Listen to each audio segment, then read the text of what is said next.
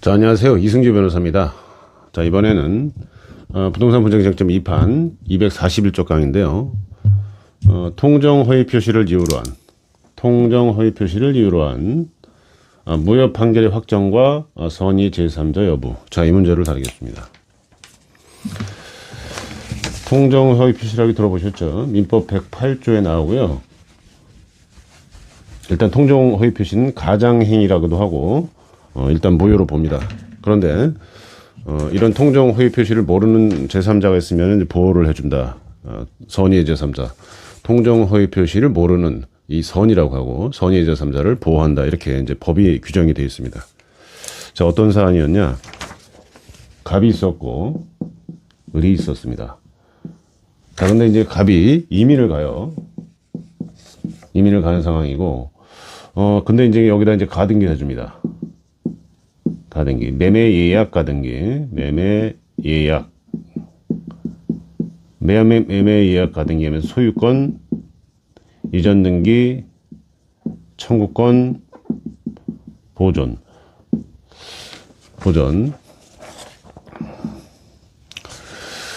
자, 갑이 이민을 가는 상황에서 을에게 가등기를 해주는데 매매 예약 가등기를 해준다는 거죠. 소유권, 이전 등기, 청구권을 보존하는.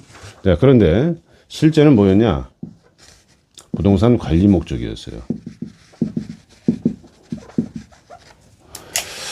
자, 실제는 부동산을 A의 부동산, 갑의 A 부동산을 을에게 관리 목적이었는데, 이렇게 부동산 관리 목적이었는데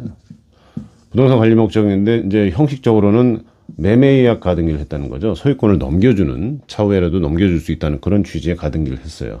이거를 아까 말씀드린 대로 통정 허위 표시 짜고 한 거다. 가장행위다라고 합니다.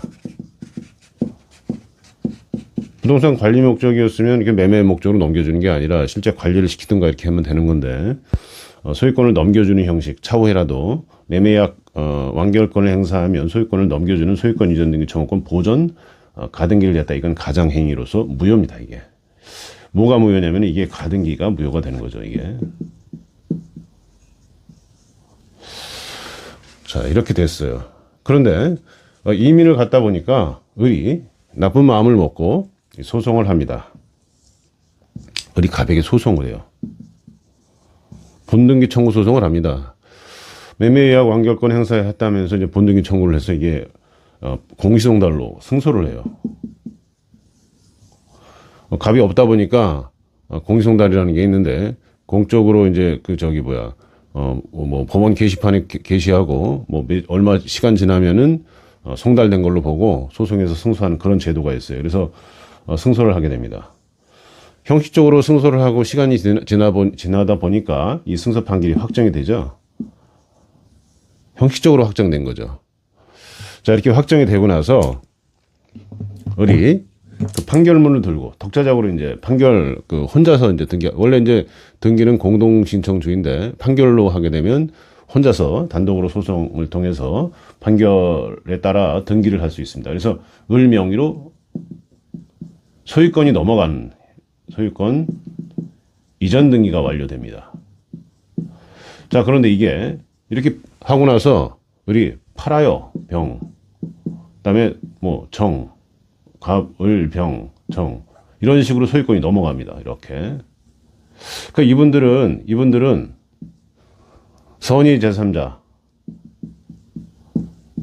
이런 통정 허위 표시를 모르는 제3자로서 보호되어야 되는 게 아닌가 이런 쟁점이 이제 문제가 된 거죠.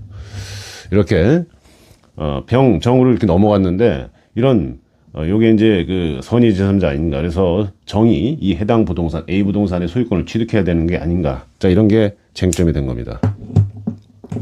이분들이 병이나 정 이런 분들이 선의 제3자로서 해당 A 부동산을 취득할까요?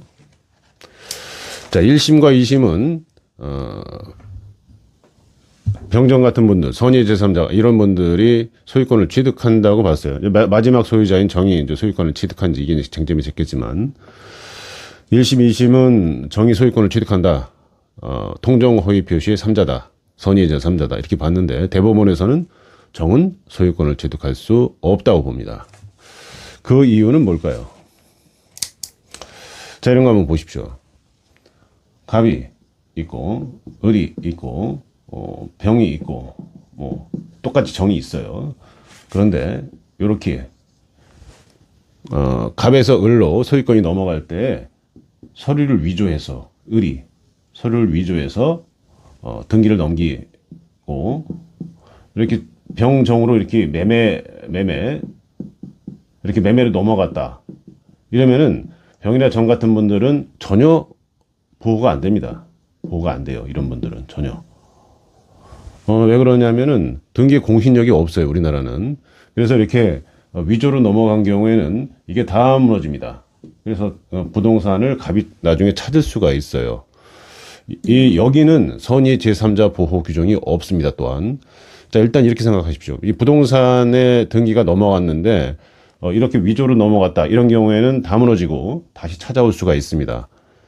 자, 그런데 이렇게 통정 허위 표시라든가 몇 가지 조항들이 있어요. 뭐 사기 취소라든가 이렇게 선의 제3자 보호 규정, 뭐 해제라든가 이렇게 3자를 보호하는 규정이 있을 때는 이런 분들이 정 같은 분들이 소유권을 취득하게 되는데 이 사안은 통정 허위 표시의 3자 보호 조항이 적용되지 않는다고 법원에서 판단한 거예요.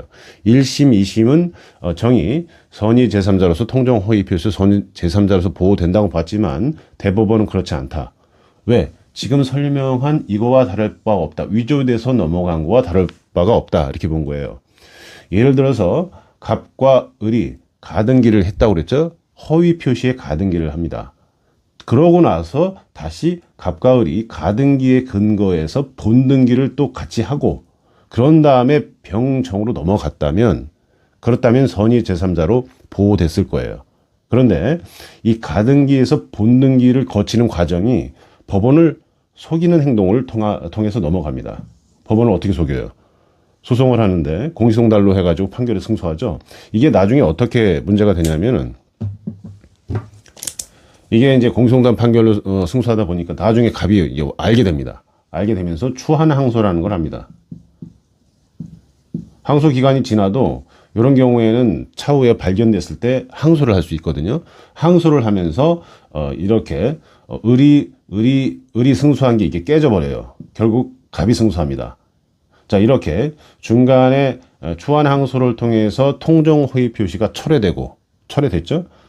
그러고 나서 그러고 나면 어떻게 됩니까? 이게 지금 가등기에서 본등기가 된 거는 확정 판결로 등기가 넘어간 건데 그 확정 판결이 확정되지 않은 거죠. 추한 항소를 통해서 확정되지 않은 걸로 됐고 부동산이 가등기를 통해서 이분들이 또 다시 본등기를 또 가장행위를 통해서 병정으로 넘어갔다면 선의 제3자로 정의 보호가 될 텐데 이거는 위조가 된 것처럼 중간에 을의 위조 행위하고 거의 동일하게 볼 만한 그 가짜 판결이죠. 어떻게 보면 법원을 속인 판결을 통해서 넘어갔기 때문에 정을 제3자로서 보호하지 않겠다라는 취지의 판결입니다. 자, 이 문제는 좀 복잡해서 제가 이제 그림을 통해서 이렇게 설명하는 게 나을 것 같아서 강의를 이렇게 해봤습니다. 자, 오늘은 통정 허위 표시를 이유로 한 무효 판결의 확정과 선의 제3자 여부에 대해서 알아봤습니다. 감사합니다.